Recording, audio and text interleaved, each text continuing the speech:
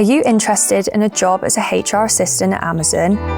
Come with me and I'll show you what working for us is like. I start my day preparing for my work.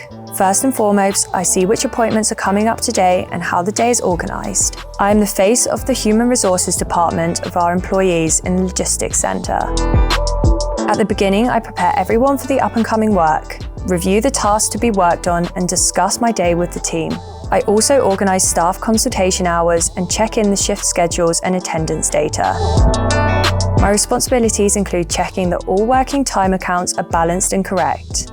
If there are any inconsistencies, I try to clarify them with employees. During the day, I have to keep checking whether the reports and evaluations, such as sickness rate and my location, are error-free. I am in constant contact with my team to support each other. What do you need to bring with you to become a HR assistant at Amazon? The will to learn quickly and constantly develop yourself, very good communication and conflict management skills in German and English, to interact with employees on the site, good Microsoft Office skills, especially Microsoft Office Excel, to work analytically.